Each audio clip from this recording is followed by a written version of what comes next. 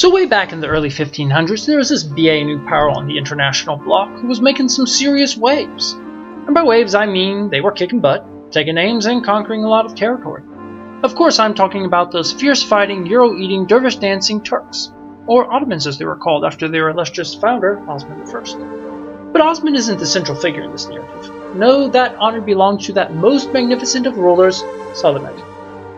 Now back in 1453, the Ottomans took that great city Constantinople. Since then, they had been trying to break deeper into Central Europe, but weren't getting anywhere.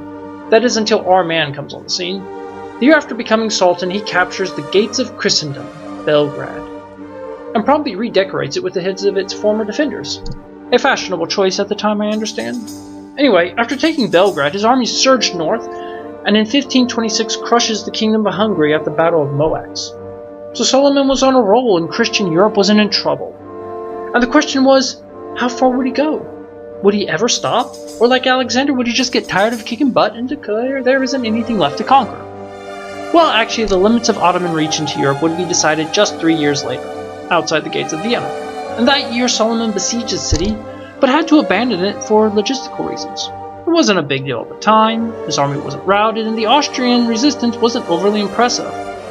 But it would prove to be the city too far, the new Belgrade one could say, and the Ottomans just weren't going to get to redecorate it. They would try again, and again, and again with their last attempt more than 150 years after the first, but to no avail. And so it was the siege of Vienna in 1529 that determined the limits of Ottoman reach into Central Europe. And I just can't help but wonder, what Europe would have been like if the city had fallen? Would Switzerland be famous for its baklava instead of chocolate? Would Turks be the ruling elite of Germany instead of an underprivileged immigrant class? Who can say? But the sound of music surely would never have been made. And then, how would we know what to think when we're feeling sad?